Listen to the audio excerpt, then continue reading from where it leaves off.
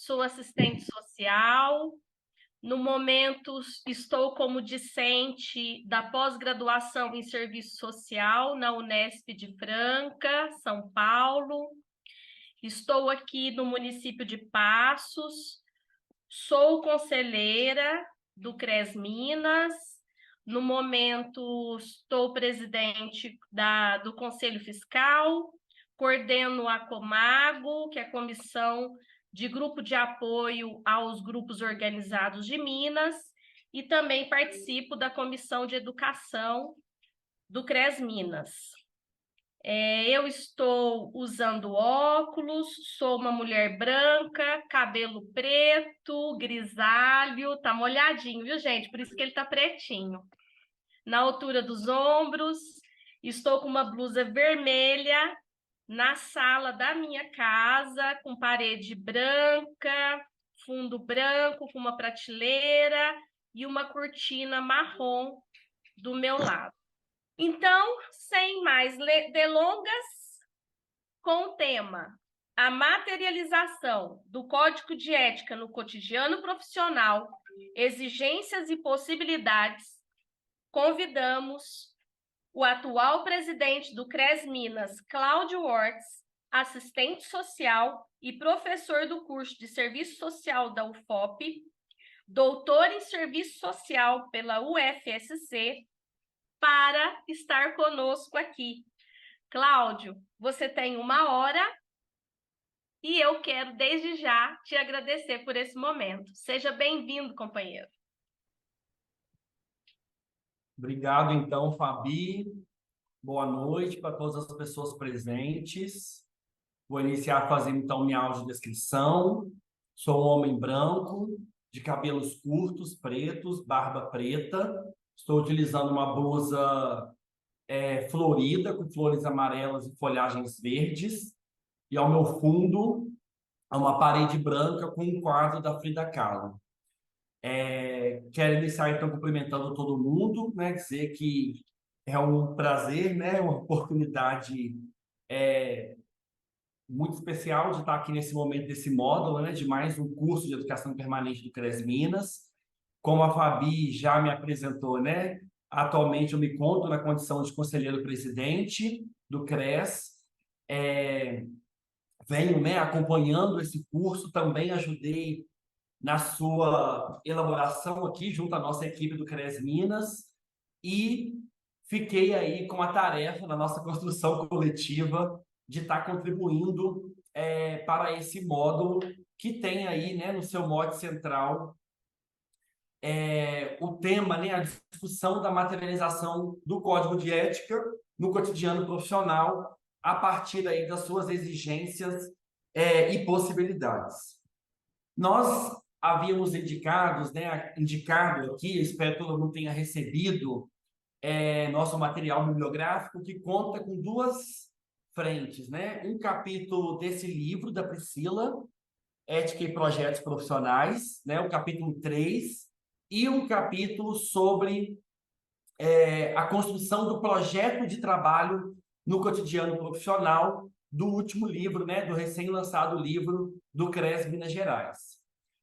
As 4 frentes que estavam indicadas para nós dialogarmos um pouquinho essa noite, que seriam a ética, projetos profissionais e o projeto ético-político, as dimensões constitutivas do serviço social, a dimensão ético-política e o enfrentamento ao mito ainda muito presente, né, da prática profissional neutra, e a demarcação das bandeiras de lutas e das nossas defesas éticas, e a elaboração do projeto de trabalho, né, das e dos assistentes sociais nas instituições. Nós, no processo de amadurecimento e acompanhamento, viemos identificando até o presente momento que muitos dos elementos que nós destacamos como frente, né, como possibilidade dessa aula, né, desse módulo, já veio sendo trabalhado aí ao longo das últimas aulas. Então, o movimento que nós vamos fazer aqui, apesar de perpassar por essa ementa, é trabalhar principalmente 2 grandes horizontes. O primeiro dele é a própria discussão do projeto ético-político. Por que nós estamos fazendo, né, essa escolha por esse caminho, dentre tantas outras discussões.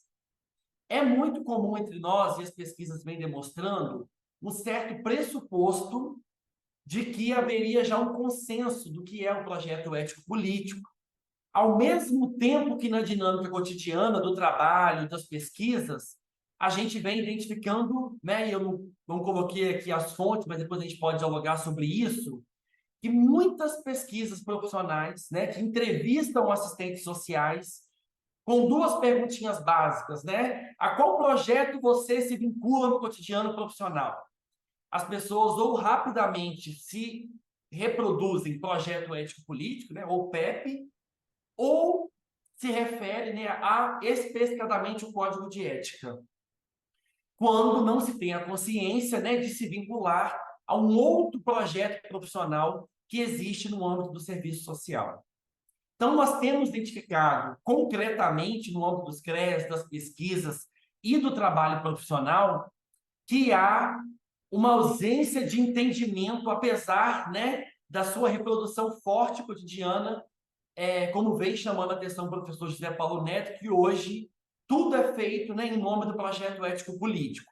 Mas nós temos ainda um grande desafio, que é qualificar a explicitação e a explicação, então, do que se trata, do que entendemos por projeto ético-político. Além dessa necessidade da sua compreensão, porque muito debatida, falada, mas tomada como pressuposto, sem estar desenvolvida, há também um outro fator que vai implicar nesse próprio entendimento do que é o projeto, que é, por vezes, a definição ou a redução do projeto ético-político ao debate da ética. Sendo que a ética profissional e o código de ética é uma das dimensões desse projeto profissional. Então, a gente vem identificando situações da qual, né, o relato sempre corre entre nós, que há situações em que as assistentes sociais ligam para o CREAS ou mandam e-mail solicitando que seja enviado o projeto ético-político pelo e-mail, ou que a gente possa enviar para leitura, né? Ou mesmo uma reprodução, como a gente vem reforçando aqui, sem compreender que, na verdade, no nosso cotidiano profissional, na nossa própria equipe, no nosso próprio grupo, da nossa própria equipe, há uma divergência enorme entre projetos, porque nem todas e todos as assistentes sociais, né, materializam, reproduzem, exercem o serviço social vinculados ao mesmo projeto profissional. E o que nós vamos tentar destacar nesse primeiro bloco é que há diferentes perspectivas e aqui nós vamos recuperar qual o projeto, né, o que é o projeto ético-político e as suas dimensões. Por que a nossa preocupação no quinto módulo desse curso de educação permanente? Para que esse debate da ética que estamos construindo e da projeção ética da qual essa ética que nós estamos debatendo se vincula, que é o projeto ético-político, a gente possa realizar escolhas conscientes no cotidiano do trabalho profissional. Né? Vou trabalhar mais à frente com alguns materiais preparados, e a professora Ana Vasconcelos, né, ela vai demarcar muito isso. É preciso que se tenha consciência do projeto profissional que eu me vinculo. Essa é uma exigência para o comportamento ético e para a possibilidade de que o projeto ético-político seja o horizonte do meu exercício profissional. É preciso, então, né, considerar que o projeto ético-político não é uma adesão, né, é um alistamento militar, digamos assim, obrigatório. É preciso que a gente faça uma adesão consciente aos projetos que existem no Serviço Social brasileiro, a um dos projetos. E aqui nós vamos delimitar, né, do que se trata o projeto ético-político aí, já conhecido entre nós como PEP. No segundo momento, nós vamos tentar avançar rapidamente, demarcando uma possibilidade de escrevermos, né, no cotidiano do trabalho, um projeto de trabalho, que é do segundo texto indicado como biografia para essa noite, e nele, inclusive, demarcarmos quais são as bandeiras de lutas, o posicionamento político e ético que nós, como assistente social, se assim concordarmos, vamos defender, operacionalizar, né, que vai mediar a ética, que vai mediar o nosso comportamento profissional.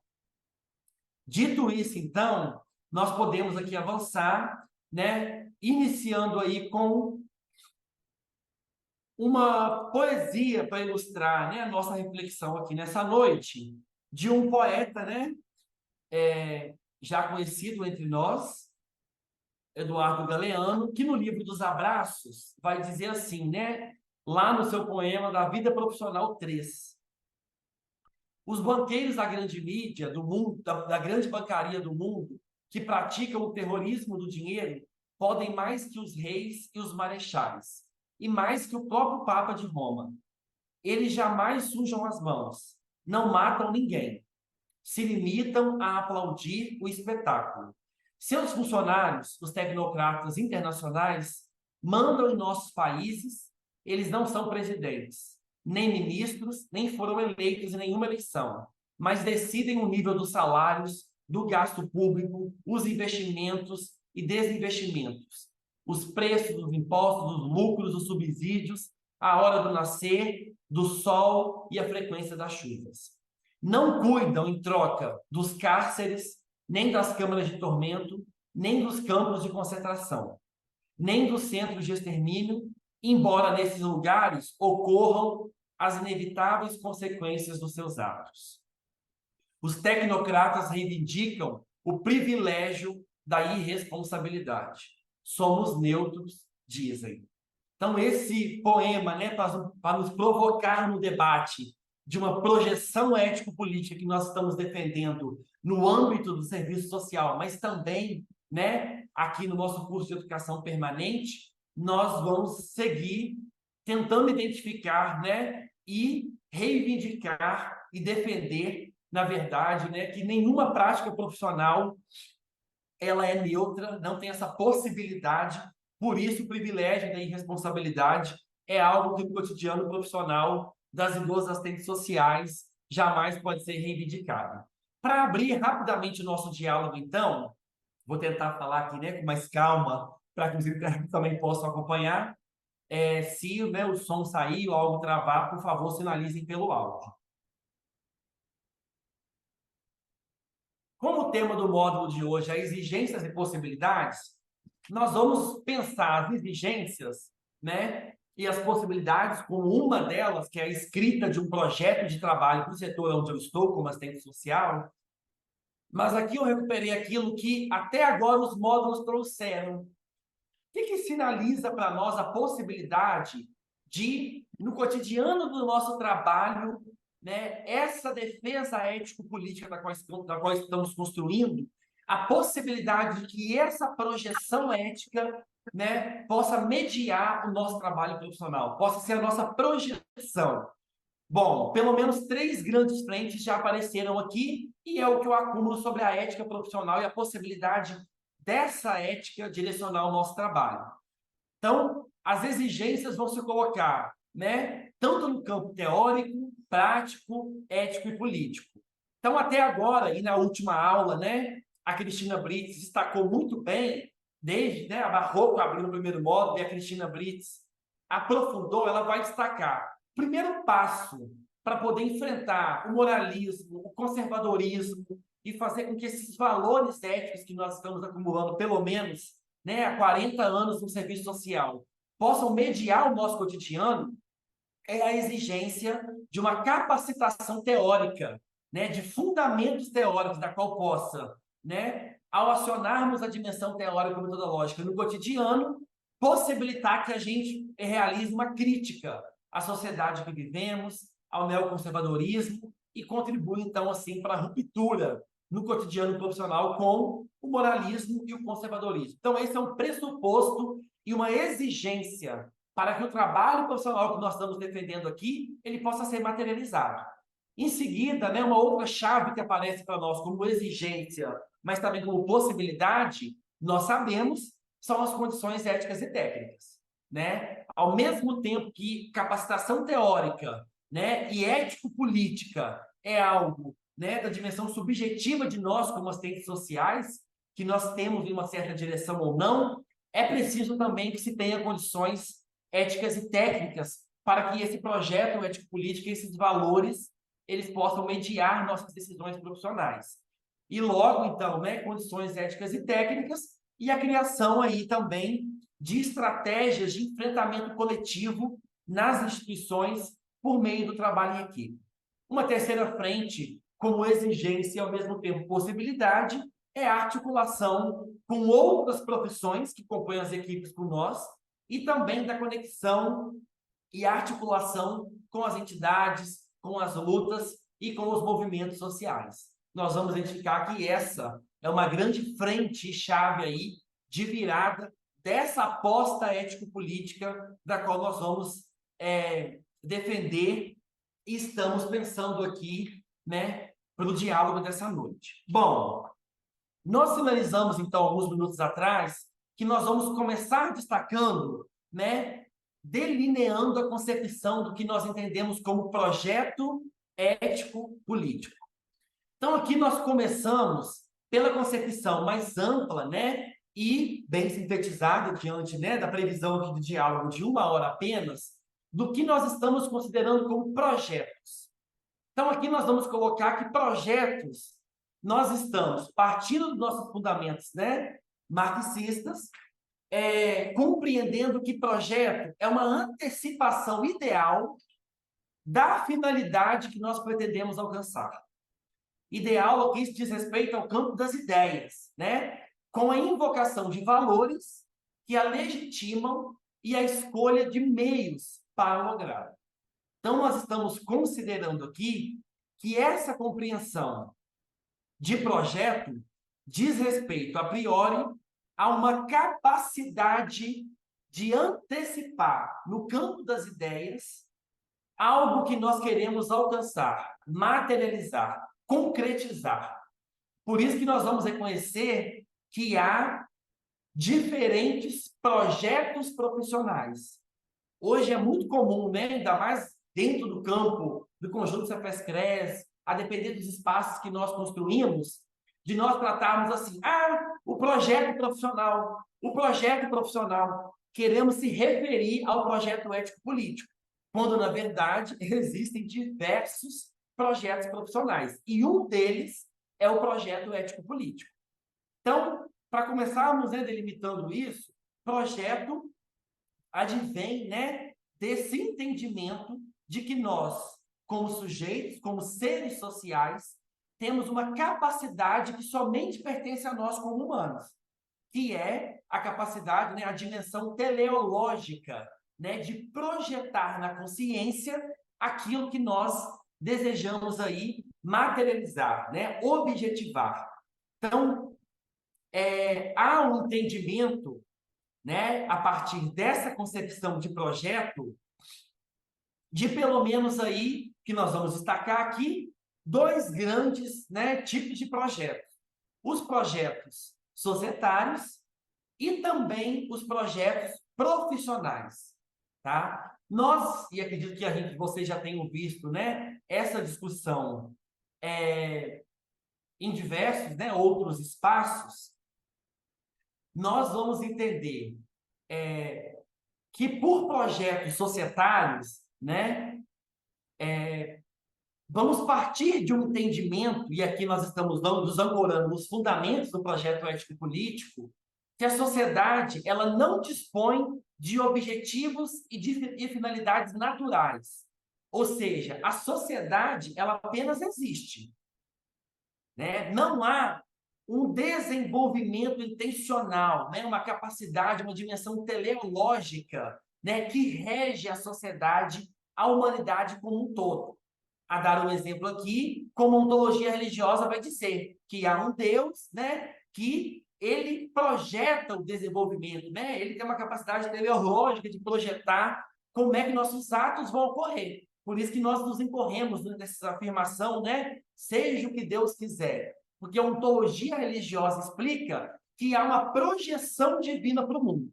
Nas bases teóricas do projeto ético-político, nós não acreditamos que a sociedade dispõe de objetivos e de finalidades naturalmente. Ela apenas existe. Quem desenvolve e reproduz essa sociedade somos nós, como indivíduos sociais. Homens e mulheres que aí sim, seres sociais, possuem teleologias.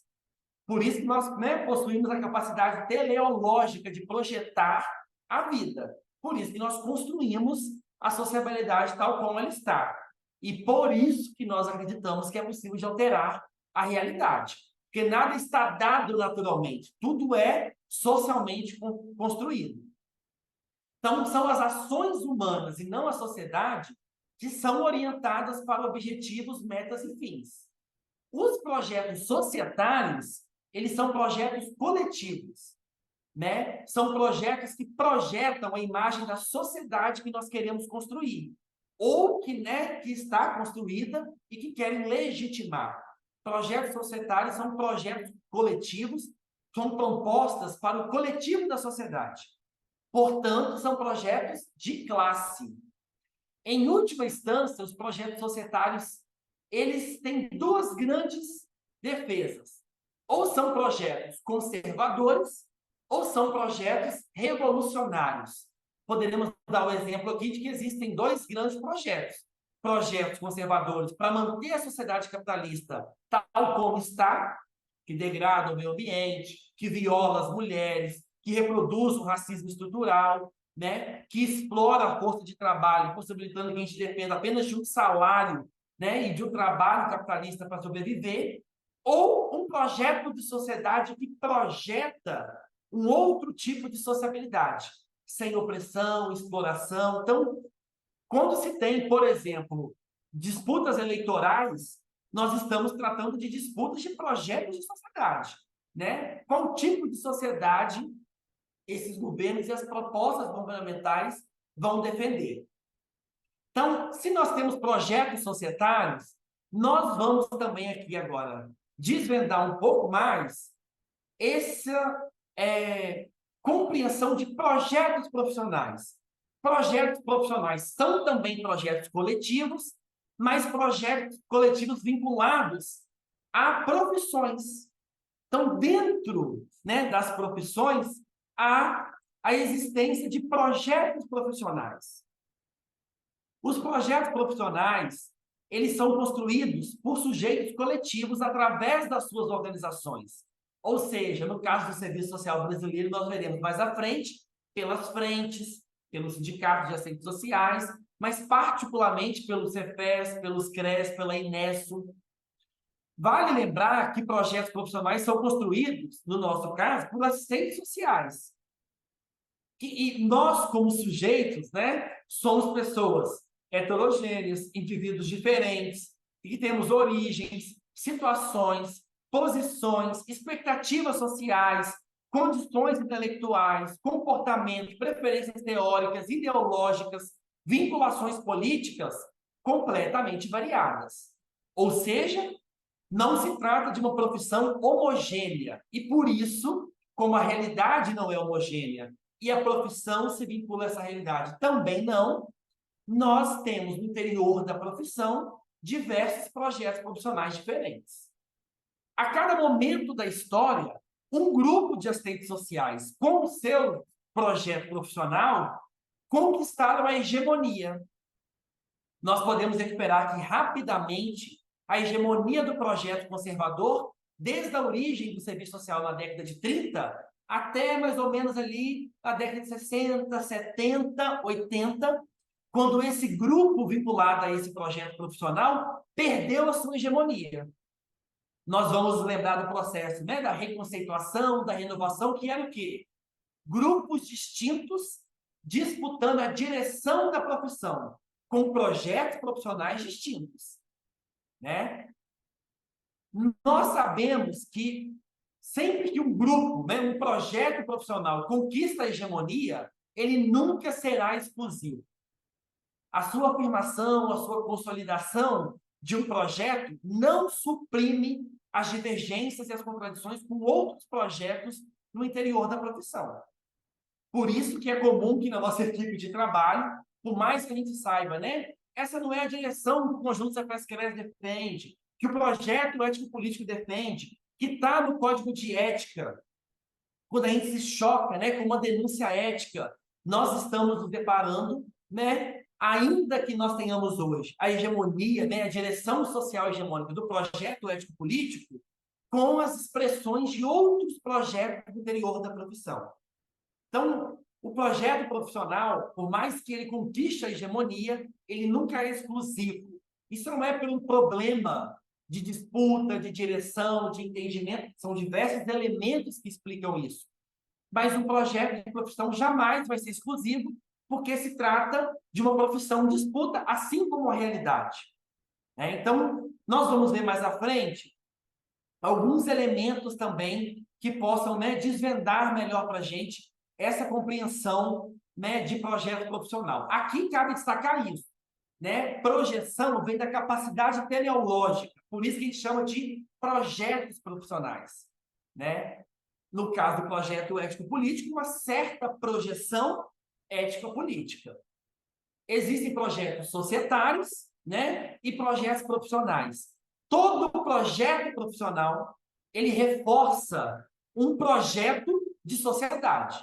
Por isso que um dos princípios fundamentais que abrem nosso código de ética, nós delimitamos o quê? Qual projeto de sociedade esse projeto ético-político reforça? O projeto societário vinculado à construção de uma outra ordem social. Bom, se nós estamos então compreendendo que nós somos uma profissão, que fomos chamados desde a nossa gênese para responder às necessidades sociais, a uma demanda específica na divisão social e técnica do trabalho, nós estamos reconhecendo então que nós, como assistentes sociais, somos atravessados por uma realidade que a todo tempo coloca demandas políticas para nós. No entanto, essas demandas políticas, porque se tratam de necessidades de uma classe, de uma raça, de um gênero, de um território, elas se apresentam para nós mascaradas. Elas não se apresentam tal como são. Justamente para mascarar que se trata de demandas políticas, porque se tratam de demandas de classe, de raça, de gênero. Elas aparecem para nós colocadas como demandas individuais, pessoais, como problemas pessoais, mas o nosso cotidiano profissional, ele é atravessado, porque nós trabalhamos com as necessidades humanas derivadas de um conflito de classe, de uma classe que produz, mas não se apropria. Então, há interesses antagônicos que atravessam o nosso trabalho. Por isso que nós temos a capacidade de projetar, a partir do interesse que chegam, qual projeto, qual interesse nós vamos fortalecer nesse cotidiano. Isso diz respeito ao reconhecimento de que esse cotidiano ele é atravessado por uma dimensão política, da qual não temos como negar.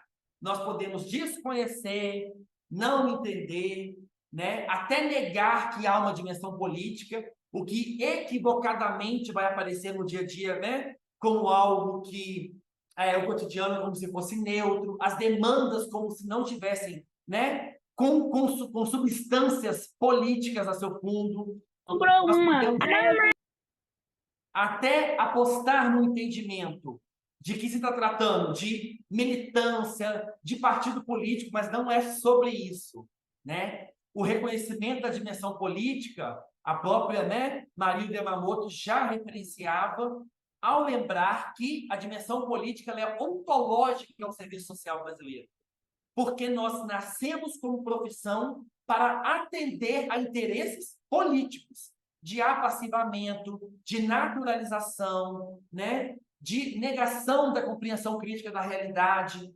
Então, nós, em certo momento da profissão, decidimos abrir mão daquele projeto profissional conservador hegemônico e defender uma outra projeção ético-política.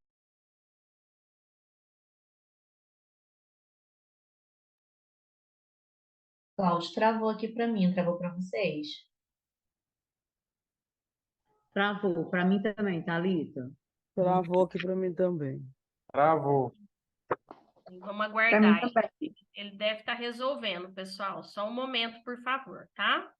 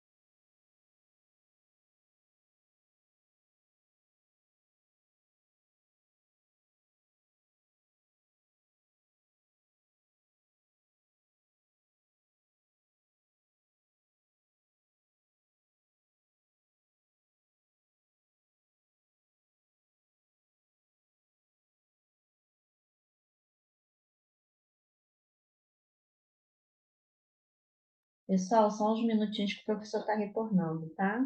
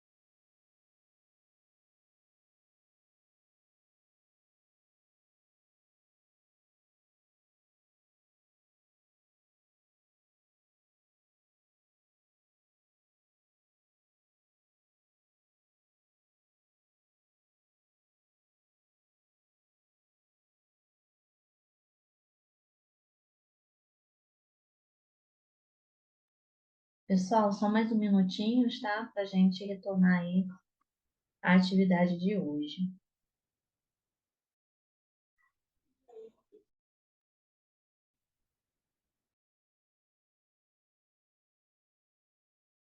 Pessoal, Cláudio está voltando, viu? Foi uma queda de energia que aconteceu lá devido à chuva, tá? Ele já está se organizando, já respondeu aqui, tá tudo certo. Daqui a pouco ele já retorna.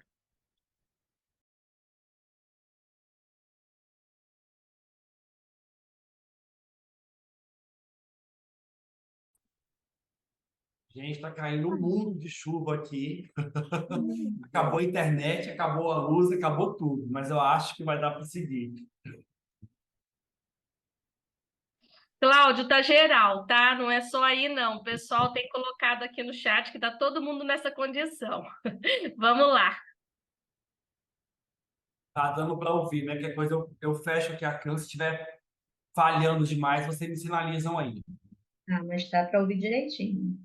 Tá tranquilo, tá tudo certo. Então vamos seguir. Bom, nós estávamos então destacando aquilo que é muito caro para a conjuntura, né, brasileira hoje, e principalmente diante do avanço neoconservador que nós vivenciamos, que é a negação da dimensão política do trabalho profissional, uma profunda confusão de entender que nós estamos defendendo, né, militância ou partidos políticos, e até mesmo, né, de negar que há essa dimensão política no âmbito do serviço social brasileiro. Então, vejam, ao tratar, ao reconhecer que há uma dimensão política, nós então estamos reconhecendo que há possibilidade, como indivíduos sociais, que somos assistentes sociais, de fazer escolhas, de projetar um exercício profissional que vá na contramão de projetos profissionais hegemônicos que já existiram no âmbito da profissão e que ainda estão em disputa, né?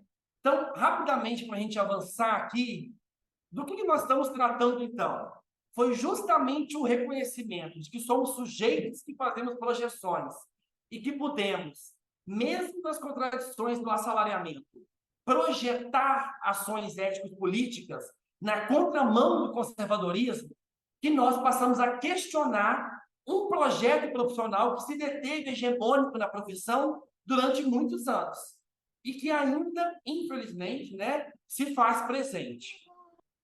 Disso, então, nós vamos passar a pensar quais foram as raízes, né, históricas que possibilitaram a construção do PEP, né, do projeto ético-político da qual nós defendemos hoje, que se vincula, né, a essa ética que nós estamos nesse curso de aplicação permanente, reforçando, retomando e avançando. Bom, nós já devemos lembrar, aí, desde a experiência da formação, mas também no tempo presente, que as raízes, né, históricas desse projeto que nós temos hoje, nós vamos se iniciar, né, se vinculam a uma disputa, né, a um processo histórico do serviço social brasileiro e latino-americano, ali nos marcos, né, que se iniciam na década de 50, 60 e vai ali desaguar na década de 70, 80 com profundas transformações. No campo externo à profissão, nós vivenciávamos muitos momentos, Revolução Cubana, grandes processos, né, de questionamento da cultura conservadora, que a Cristina Brito, inclusive, trouxe alguns momentos, né, a própria Barroco, movimento feminista, movimento negro, movimento LGBT, né, uma série de determinantes da América Latina, experiências dos países que depois, né, vão desaguar nas ditaduras militares, mas há uma série de lutas, resistências e enfrentamentos que marcaram as décadas de 50, 60, né, que possibilitaram, né, que essas lutas contra a ditadura, pela democratização, também impactassem no interior do serviço social e possibilitasse que nós, então, passássemos também a questionar como na sociedade, no interior da profissão, essas frentes conservadoras, esses grupos que detinham até então a hegemonia. Então, são vários os marcos históricos na sociedade, mas também na profissão, que vão impactar profundamente, né, o nosso exercício profissional, a profissão. E vai possibilitar que a gente passe a questionar aquele projeto profissional hegemônico que era o projeto profissional conservador, né? Vinculado inicialmente a uma doutrina social da igreja, posteriormente à ciência, mas a uma ciência conservadora, com Durkheim, com Comte, né? Com as próprias elaborações da Mary Richman, que nos levaram àquela reprodução do serviço social de caso, de grupo, de comunidade. E esse projeto profissional conservador, ele vai ser colocado em xeque, principalmente por um grupo, né, que o Zé Paulo vai identificar lá como uma intenção de ruptura, que é um grupo que, a partir das lutas de classe, vinculadas à classe trabalhadora, né, vai começar a questionar que o serviço social poderia romper com aquela projeção conservadora e projetar uma outra direção, que lá atrás ainda se vinculava ao grupo que hoje nós conhecemos como intenção de ruptura, porque tinha uma intenção real né, de romper com aquela projeção ética de desvalores, de moralismo, de conservadorismo. Então, nós vamos vivenciar uma série, né, de elementos, de determinações que vai possibilitar, logo, né, mais na década de 90, a quebra, né, dessa hegemonia do projeto conservador. Aqui, só para não nos estendermos mais, né, mas só para lembrarmos alguns marcos. Na década de 70, né, nós tivemos o projeto BH, conhecido, né, agora as pesquisas vêm desvendando que, na verdade, trata-se não do método BH, mas do projeto, né, da Escola de Serviço Social daqui de Minas, que vai ser aí, né, o embrião desse questionamento inicial, que depois vai ser duramente atacado, né, pela ditadura. O próprio Congresso da Virada, que é a primeira expressão pública e política desse novo grupo do serviço social, que vai questionar o conservadorismo e virar a mesa, né, com representações da ditadura, enfim. Nós podemos pensar também na década de 80, a construção do currículo de 82, né, que está ali digitado errado, e do Código de Ética de 86, que são os dois primeiros grandes marcos que rompem profundamente com o conservadorismo, com os currículos anteriores, com os códigos de ética anteriores, e a década de 90, com nossos três grandes marcos, que estamos, inclusive, comemorando esse ano. Né? O Código de Ética de 93, a Lei que regulamenta a profissão de 93 e as diretrizes curriculares de 96. Por que nós destacamos isso aqui? Porque esses momentos e marcos foram processos que possibilitaram a construção do que nós conhecemos hoje como projeto ético-político. Cada momento desse, cada marco desse, cada ação dessa, entre outras, possibilitou que chegássemos até aqui com essa projeção hegemônica, que vai se dar exatamente na década de 90. Né? Quando a gente conquista a hegemonia, é porque nós conseguimos elaborar um novo código de ética, com valores novos, emancipatórios, que vão mediar o comportamento profissional. Ao mesmo tempo, elaboramos uma nova lei de regulamentação, com novas atribuições e competências. Né? E para que novos profissionais atuem nessa perspectiva ética, com essas atribuições e competências, era preciso formar também um novo, né, e uma nova assistente social, vinculada a um novo projeto de formação, que são as diretrizes de 96, né? Então, esses momentos e marcos vão possibilitar que nós chegássemos até aqui. Para nós avançarmos aqui, então, é muito importante também delimitar que a conquista dessa hegemonia na década de 90 se deu por esses marcos importantes, né, que nós já destacamos aqui.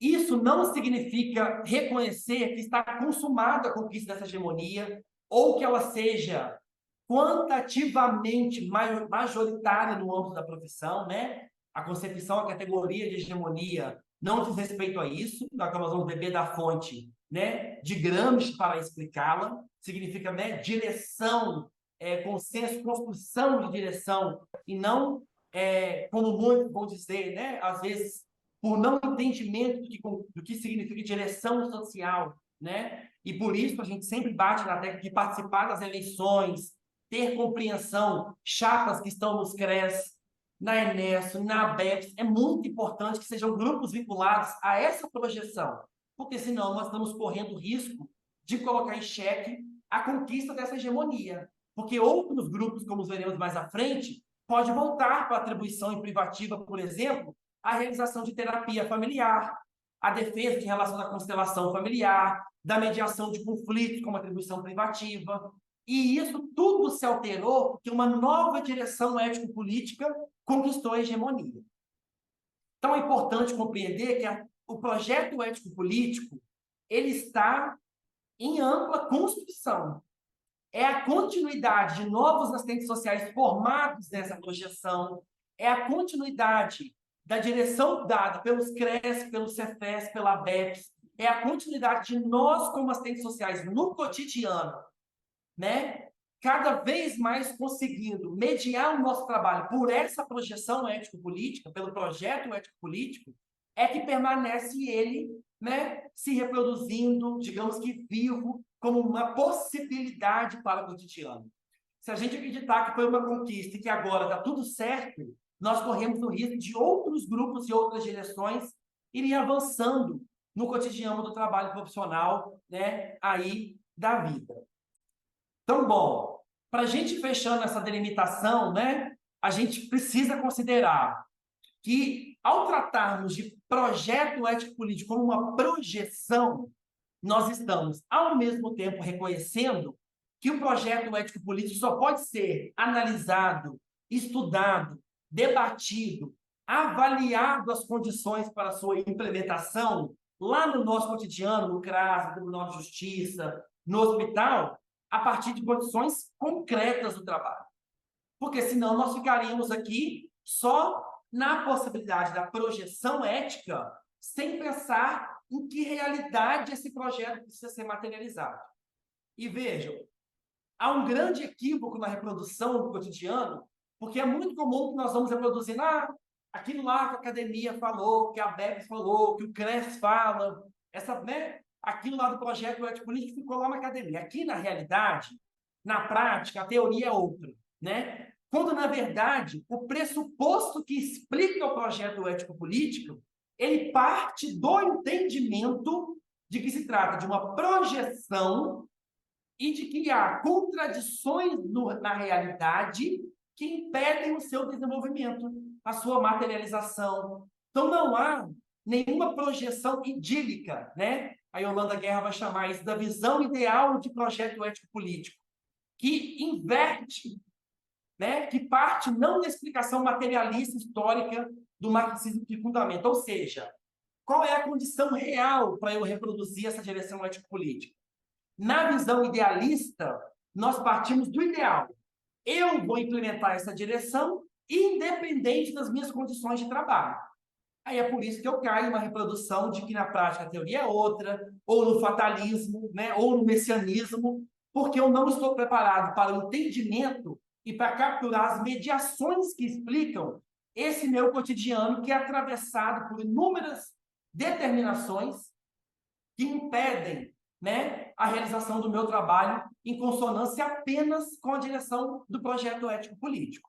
Então, aqui, só para passar por isso rapidamente, desde os marcos iniciais, né, dos fundamentos do serviço social, com a elaboração lá com o livro Relações Sociais da Marilda, sempre há de ser destacado que a possibilidade do projeto ético-política ela tem que ser estudada e analisada e refletida concomitante com a nossa condição de assalariamento.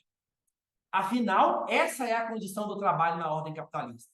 E todos nós que estamos trabalhando como assistentes sociais ou em qualquer outro espaço de trabalho, sabemos que se nós somos assalariados e contratados, não somos nós que definimos os critérios, os recursos, o público-alvo, as condicionalidades, né? A característica da política do setor que eu trabalho. Então, ou seja, a condição de ser assalariado impõe limites ao desenvolvimento da minha direção ético-política. As contradições são inúmeras, né? A qualidade da formação profissional, se eu formei pelo EAD, se eu formei pelo currículo presencial, semipresencial, se eu continuo me formando posteriormente os 4 anos iniciais, se eu estudo, né? As condições de trabalho, de carga horária, das disputas da equipe, das disputas com outras assistentes sociais. Tudo isso são mediações que atravessam o meu trabalho e que a Marilda vai dizer, olha, eu só tenho condições de analisar o meu exercício profissional nas suas potencialidades e nos seus limites se eu conseguir identificar e explicar as mediações que atravessam o meu trabalho. Fora disso, qual é o tipo do meu vínculo, quais são as contradições da equipe, eu não tenho como, né, explicar as contradições para a execução, para a materialização do projeto ético-político. Aí eu caio na responsabilização apenas da assistente social ou nessa dinâmica que nós já elaboramos a crítica, né, de cair no messianismo. Quando eu penso o projeto ético-político e o meu trabalho, sem trazer as contradições que o atravessam, eu posso cair ou no messianismo, que é a ideia messiânica, que eu abstraio a realidade que está no meu trabalho, e eu acredito que o serviço social pode fazer tudo o que nós desejamos como projeção, ou eu caio no fatalismo, da qual eu acho que nada há de ser feito, né? Porque o meu projeto está limitado pelas contradições, e eu só vou ter que fazer aqui o que está dado, né? Reproduzir o conservadorismo, o apassivamento.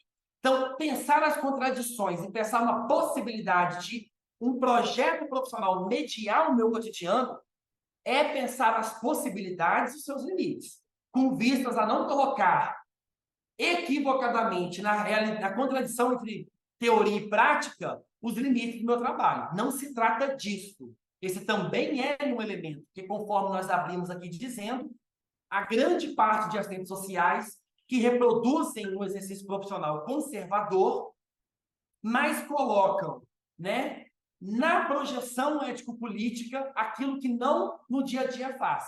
Por isso que quando a gente pensa as 3 dimensões que a gente operacionaliza no dia a dia, teórico-metodológica, ético-política e técnico-operativa, a gente sempre vai lembrar que é o meu relatório, que é o que eu falei na equipe de trabalho sobre os meus usuários e as famílias, que é o que eu escrevi, que é o que eu fiz na visita, que é o que eu falei em equipe, que é o que eu falei no grupo que eu conduzo, que vai informar a minha direção ético-política e teórica.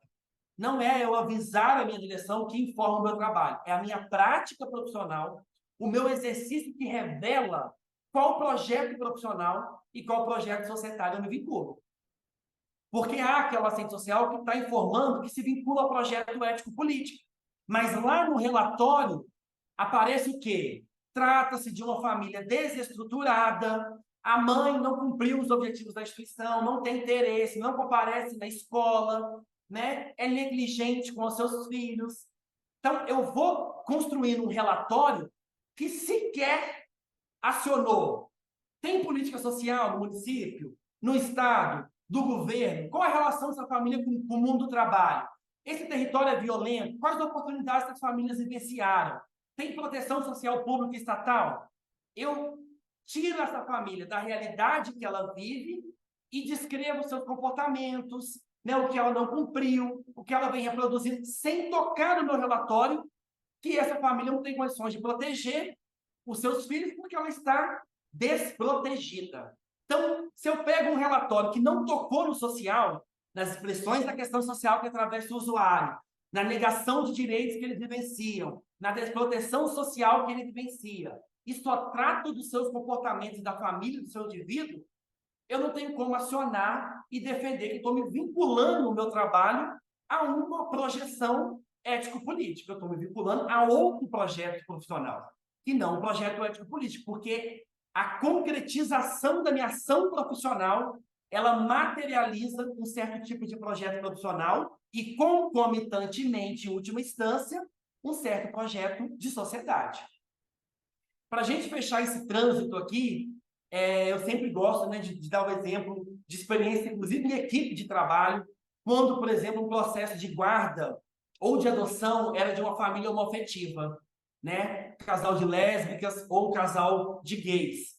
E uma das profissionais da equipe elaborou um relatório profissional negando a adoção, né, de uma criança para um casal de homossexuais. Vejam, o que o relatório daquela profissional que negou, sem determinações que nós precisamos ao desenvolver um relatório técnico, né, ao emitirmos uma opinião técnica, nós somos chamados para emitirmos opinião técnica, que significa conhecimento científico ancorado, somado com valores éticos. Isso né, opinião técnica é isso. Porque se fosse para emitir opinião pessoal, do senso comum, da religião, não precisaríamos de estar como um profissional do ensino superior, né? Eu sempre costumo brincar com as minhas turmas aqui na UFOP. Aí, minha mãe, né, que não tem ensino superior, o porteiro, né, as outras profissões do CRAS poderiam atender a família também, né? Se for para ir lá, viu a casa e descrever a casa, tem 2 cômodos, tem bolsa e tal, e não desenvolver nenhuma elaboração em relação àquilo, qualquer pessoa faz. Então, emitir opinião técnica sem estar baseado em elementos científicos do estudo que eu realizei, porque se eu estou negando por ser pela orientação sexual de quem fez, né, o requerimento para adoção, eu estou negando apenas com base em preconceitos. Então, tem aquele relatório informa, como assistente social, que ela não se vincula ao projeto ético-político, porque ela não materializou ali um dos princípios éticos, que é o combate a toda forma de opressão.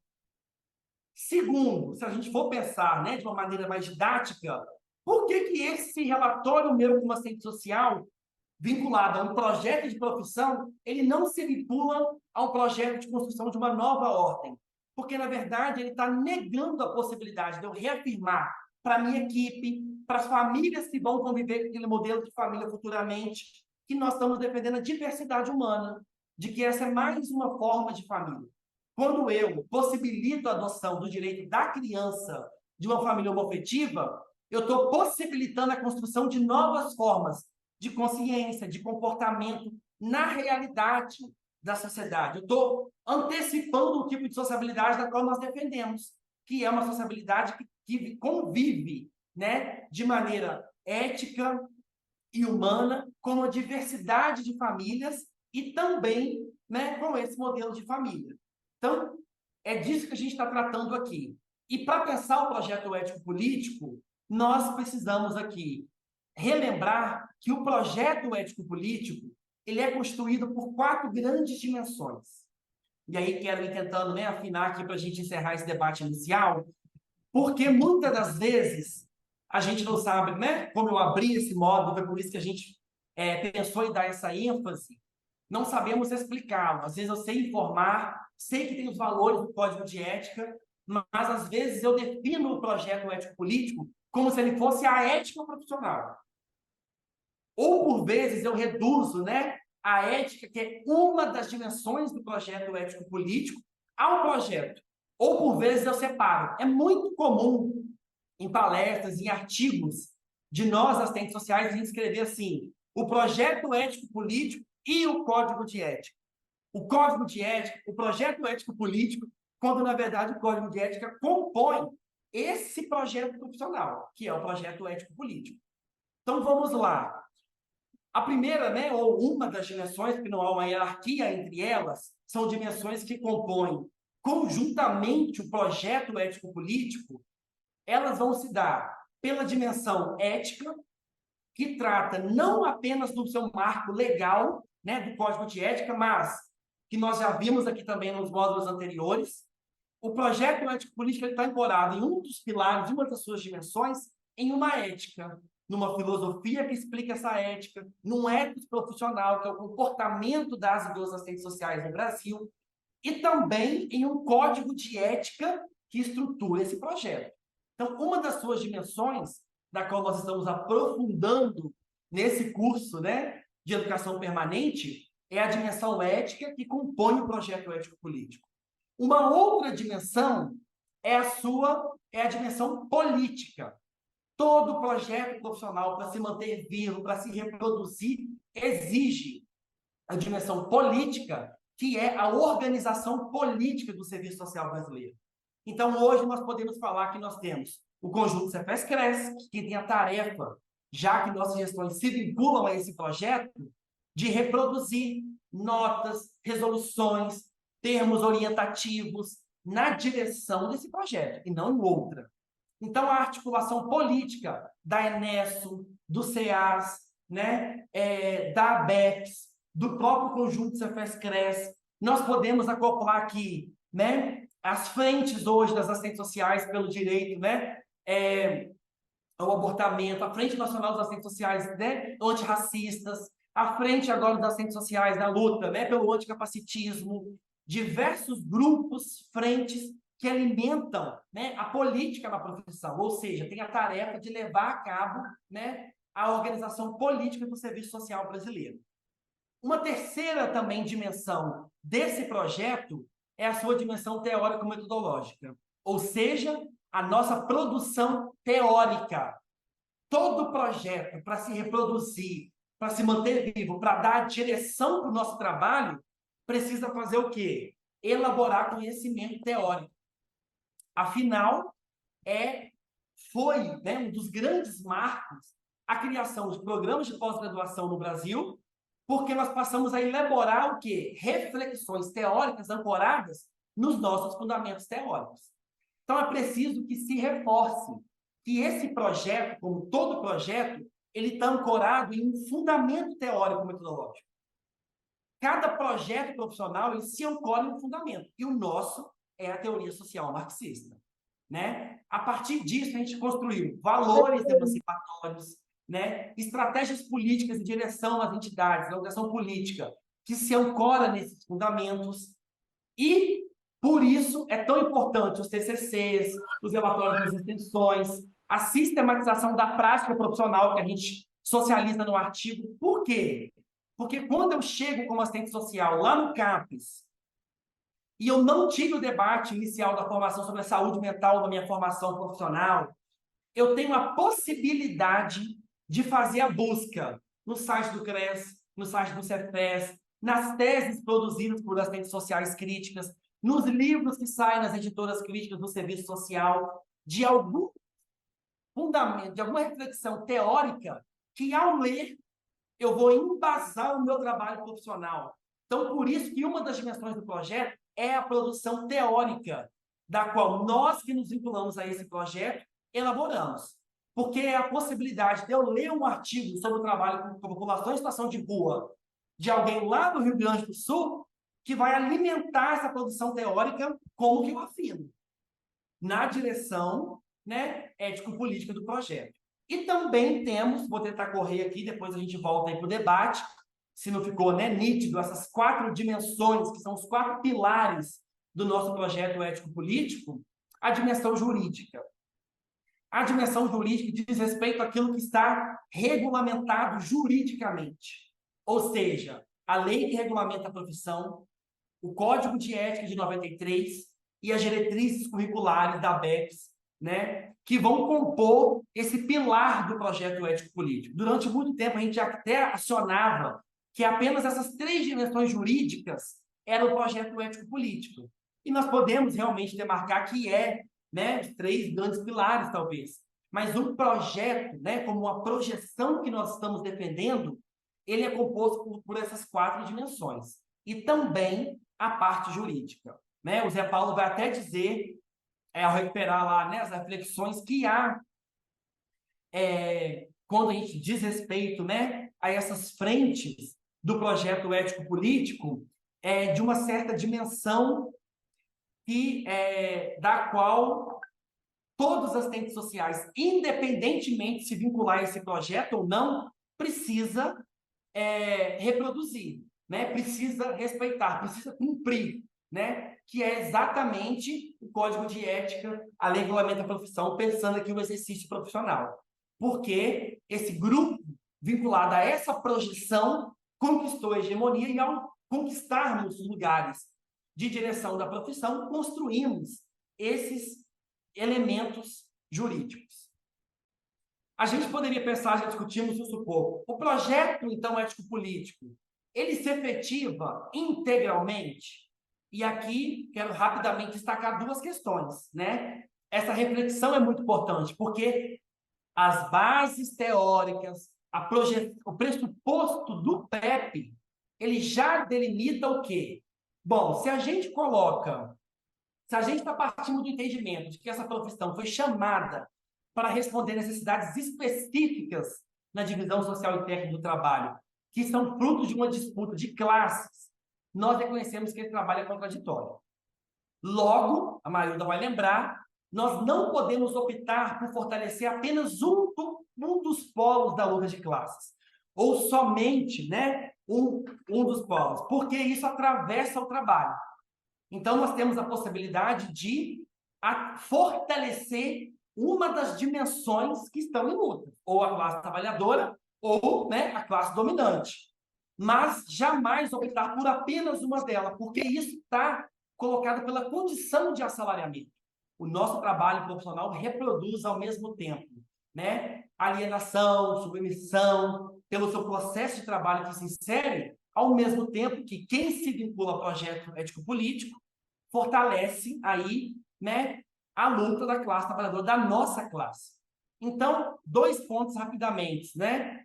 Rapidamente. O projeto ético-político ele não se efetiva integralmente, primeiro, porque não há uma relação de identidade entre o que a gente vai projetar e o que vai acontecer. Porque nós não temos controle sobre a realidade, que ela é contraditória e muito, né, maior do que a nossa projeção. Ao mesmo tempo, né, porque nem tudo, tal como a gente projeta, se realiza idêntico tal qual a gente projetou. Ao mesmo tempo, nós estamos tratando de valores emancipatórios, liberdade, né, igualdade, cidadania, democracia, que não é compreendido de qualquer jeito, como a gente coloca aí, né? A liberdade do projeto ético-político e do Código de Ética não é a liberdade, né? A minha liberdade começa onde termina a sua. É uma outra liberdade que só é possível em outra sociabilidade, né? Diz respeito ao entendimento de que eu só posso ser livre se o meu próximo também for. Isso implica, então, no entendimento de que é impossível a realização desses valores? Não, mas que não é possível a sua efetivação integralmente, porque, né, esse projeto se ancora numa projeção contrária à sociabilidade. Ah, Cláudio, então isso me leva a um desânimo, a um fatalismo, né? Não é disso que a gente está ancorando aqui, pelo contrário. Isso significa dizer que é possível projetar ações profissionais e materializá-las nos nossos relatórios, nas nossas opiniões técnicas, na equipe, na direção do projeto, sim. Né? Basta pensar em ações concretas da qual nós possibilitamos que o público usuário tenha voz na instituição, de que a gente garanta, né, enfrentamento ao racismo institucional, diversas ações que concretizam, ainda que parcialmente, essa projeção ético-política. Senão, né, esse projeto não teria aí mais de 40 anos e os desafios colocados frente a uma prática completamente contraditória. Então, nós estamos entendendo que o nosso exercício profissional é atravessado por um pluralismo do reconhecimento de que é algo presente na realidade, independente do meu desejo, e que precisa ser respeitado, né? A postura pluralista não significa né, uma adesão a qualquer uma perspectiva, pelo contrário, significa respeito a perspectivas, primeiramente, democráticas no interior do serviço social, e também significa o entendimento, né, de que a realidade é diversa e contraditória. Ao mesmo tempo, a hegemonia, eu já destaquei aqui, né, que é algo que explica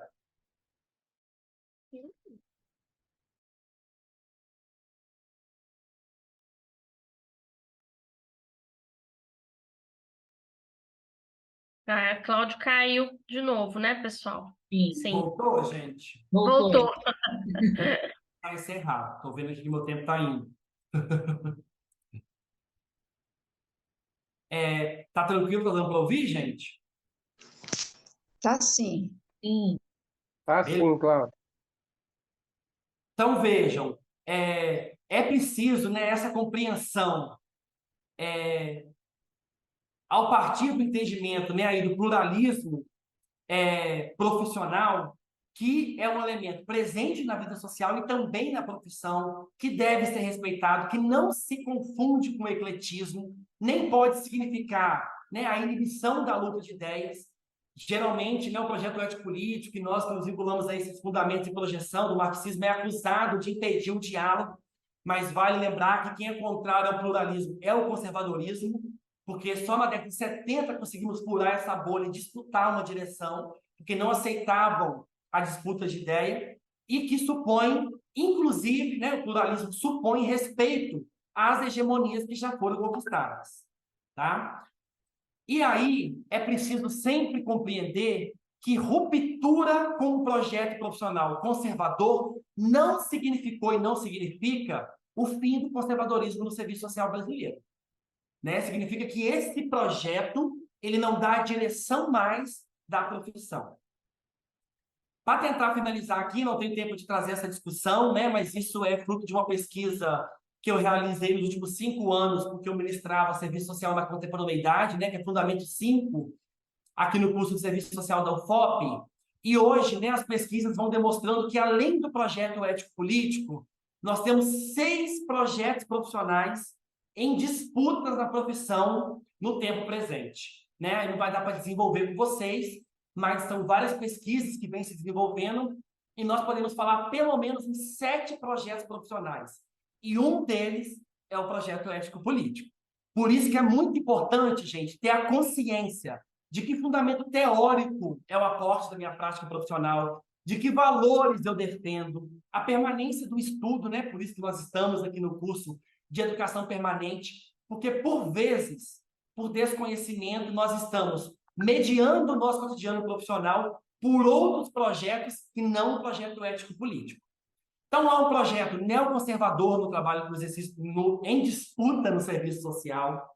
Dele, a gente pode derivar, como parte dele, o projeto do Serviço Social Libertário, que também é um projeto em disputa, o projeto das 23 reformas, o projeto defendido pela Sociedade Brasileira de Serviço Social Clínico, que vem lá do Serviço Social Clínico, o projeto de cariz tecnocrático e o projeto aparentemente radical. Né? Em breve eu vou socializar essa produção teórica que vai desvendar essas 6 projeções que grupos na profissão vêm defendendo. Como que a gente destaca a diferença entre um projeto e outro? Pelo menos por 4 grandes frentes. Os fundamentos que sustentam cada um desses projetos, e nós estamos defendendo aqui que os nossos fundamentos históricos, teóricos, metodológicos e filosóficos se ancoram no materialismo histórico dialético como método de leitura da realidade e na tradição marxista. Os outros projetos ali vão se ancorar em outros fundamentos teóricos. 2, a concepção de profissão, de objeto e de objetivo do trabalho profissional. Isso também nos diferencia no cotidiano do trabalho profissional. Não é todo mundo que compreende o serviço social como uma profissão inserida na divisão social e técnica. Há compreensões de ajuda, há compreensões de caridade, né? Há outras compreensões do que seria o serviço social. O objeto, nós defendemos o projeto ético-político, que são as expressões da questão social. Há grupos que defendem que é a resiliência, o empoderamento, né, os riscos e as vulnerabilidades, a própria família, as relações familiares. Cada projeto profissional, por isso que é outro projeto e não projeto ético-político, tem grupo que defende que é a proteção social, a política social. O objetivo de trabalho também é o que nos, né, traz divergência com outros projetos, ou seja, nós estamos delimitando, pelo menos, né, está lá no capítulo do livro que nós lemos, 3 grandes objetivos que o projeto projeta. Viabilizar acesso aos direitos, não é garantir direitos, quem garante direitos ou não é o Estado. Nós trabalhamos na viabilização, quem se compromete com esse objetivo, do acesso aos direitos, a contribuição para a construção de novos valores, comportamentos e consciências, e também na articulação e mobilização da classe trabalhadora, né? Isso é o objetivo do nosso projeto. Os valores éticos políticos defendidos também é o que nos diferencia de outros projetos, e aqui nós estamos defendendo os valores que estão nas bandeiras de lutas, no código de ética, ainda que a gente está construindo. E a quarta principal grande diferença é o projeto societário. Os outros projetos profissionais que aparecem ali, tirando o aparentemente radical, vão todos eles se vincular à defesa do capitalismo, de permanência nessa ordem. Aqui, para a gente fechando, é só a socialização. Não sei se as meninas e as agentes fiscais do Rio Grande do Sul estão por aí, mas é a pesquisa, né, que o grupo lá da UFRGS, da PUC, fez junto com a Comissão de Trabalho e Informação do CRES, e 73% das assistentes sociais, quando perguntada qual era o objeto de trabalho do assistente social, respondeu que era a família. 1.415 assistentes sociais. Em segundo lugar, 1.184 assistentes sociais responderam que o objeto de trabalho da assistente social é o empoderamento dos indivíduos que nós atendemos. E o objeto de trabalho que o Serviço Social e o Projeto Ético Político defende hoje, né, que os nossos valores aí defendem, apareceu em terceiro lugar, que são as expressões da questão social. E depois, né, vai agravando ali, mas se trata de outros projetos em disputa, ainda que não conscientes, tá? E aí, para finalizar mesmo aqui, gente, que nós já me estendi, para pensar agora, então, o que nós delimitamos? O que é o projeto ético-político, né? Uma projeção, uma capacidade de defender uma certa direção social, ética e política. Ele é construído por 4 dimensões. A ética, que nós defendemos, né? A dimensão teórica, que é a produção teórica que nós elaboramos para fundamentar nosso trabalho profissional. Uma terceira dimensão, que é a dimensão política, que são as organizações políticas da categoria. E uma quarta dimensão, que é a dimensão jurídica, os marcos legais. Isso é projeto ético-político. E no trabalho profissional nós temos a possibilidade dessa projeção mediar, apesar de todas as nossas contradições. Então, para a gente fechar, uma das possibilidades, né, de demarcar o lugar das nossas defesas éticas é escrevendo um projeto de trabalho no setor que nós estamos. Aí não vou poder aqui, né, desenvolver a discussão do projeto de trabalho, por isso que eu enviei um capítulo que foi escrito por mim, a partir do acúmulo, né, aqui no âmbito do CRES Minas, que vem trazer lá o passo a passo do que compõe um projeto de trabalho no setor que eu estou. Então, ele tem uma introdução, ele tem uma parte que eu preciso escrever de que serviço social se trata. E justamente nessa parte do projeto de trabalho que eu estou, no CRAS, no CREAS, na vara da infância, no hospital, é que eu vou escrever, né, quais são os valores éticos, talvez está pequenininho aí, mas ali na parte do serviço social, eu tenho que escrever no meu projeto do setor que eu trabalho, a concepção de profissão, o meu objeto de trabalho naquele setor, o meu objetivo como assistente social naquele setor, e logo, então, né, os meus valores éticos e políticos que eu vou defender. Naquele bloquinho ali do projeto de trabalho, eu tenho que escrever as atribuições e competências. Óbvio, né? Isso aqui é o que eu vou dizer quando eu receber uma requisição indevida, quando a psicóloga e o advogado não saber do que se trata o serviço social, porque muitas das vezes, né, a equipe, óbvio, não tem a obrigação, né, da escola que eu cheguei de saber, a diretora não sabe, mas muitas das vezes nós não sabemos. E é preciso que eu escreva e que eu apresente aos estagiários, aos usuários, à equipe de trabalho, de qual serviço social eu estou dizendo. Porque eu tenho a consciência de que existem vários projetos. E se eu me vinculo ao projeto ético-político, nós vamos fortalecer exatamente esse serviço social que nós estamos aqui no curso, mas também, né, ao longo dos últimos 40 anos, defendendo como uma projeção que se materializa em compromisso com nós, com a nossa classe, com os nossos usuários, com o combate a toda forma de opressão, de preconceito, de moralismo. Então, ali tem as outras partes, que está no capítulo enviado, está no livro do CRES, né? As agentes fiscais, aí, as equipes dos CRES que estão nos acompanhando de outros estados. Fica aí o convite, né, se não leram, de, né, indicar esse capítulo para as assistentes sociais, para que eles possam ter um horizonte da construção.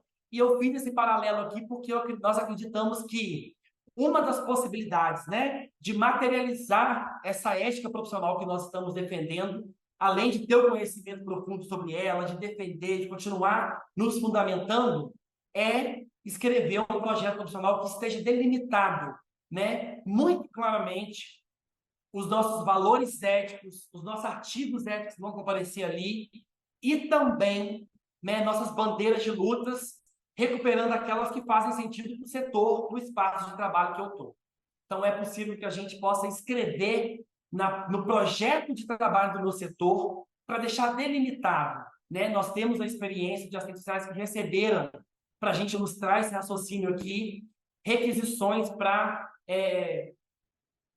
contribuir, né, para a retirada de pessoas de certas áreas urbanas, e as assistentes sociais disseram, olha, isso não conduz com a minha ética, né, meus princípios estão delimitados aqui e não tem como reproduzir essa ação. Então, o projeto de trabalho foi uma tentativa de negociar essa direção conservadora e essa demanda, né, de reprodução de outros princípios. Então, o que nós defendemos aqui, estamos tentando construir, é o entendimento, né, que a Yolanda Guerra trabalha muito, do projeto ético-político como mirante. Ele não tem respostas prontas, né? Está em construção, ele há pressupostos éticos para orientar o meu trabalho. Chegou uma travesti no CRAS, aonde eu vou pensar de como eu devo atender? Já há essa projeção construída. Tem um artigo, uma tese, tem um livro construído. Tem um vídeo do seminário do Cefes que eu posso, né, me aportar desse conhecimento para mirar uma resposta, para pensar no meu trabalho profissional. E aí, né, a ideia do projeto, da projeção como mirante, é esse mirante que, né, quando eu subo em cima de um mirante, eu tenho um ponto de vista que eu posso olhar para a realidade, para o horizonte. Quanto mais alto o mirante, mais elevado, né, mais ele permite ampliar o nosso horizonte. E hoje nós entendemos que é a projeção ética e política desses valores, desses fundamentos, dessa direção ético-política que nos possibilita ampliar o nosso horizonte como assistentes sociais. Não que a gente gosta mais de um autor ou não gosta de alguém, mas é o que até hoje na história do serviço social mais possibilitou que nós realizássemos entrevistas, visitas, emissões de opinião técnica oral, escrita, comprometida com a humanidade, com os valores, com os direitos humanos, que não reproduzissem o moralismo, a culpabilização. Então, que nessa projeção esses valores sejam como um mirante para a gente e não como um oráculo, né? Que a gente vai lá e faz uma pergunta e ele responde. Porque é preciso, né, que ele aí seja um horizonte da qual eu possa beber dessa fonte para eu, como profissional, elaborar minhas respostas e materializar conscientemente uma projeção ético-política no cotidiano. Vou parar por aqui para não me estender mais. Espero ter contribuído, espero que esse módulo faça sentido, né, até aqui e na continuidade aí desse diálogo entre nós. Obrigado, Fabi, obrigado, intérprete. Desculpa se eu corri e desculpa os imprevistos.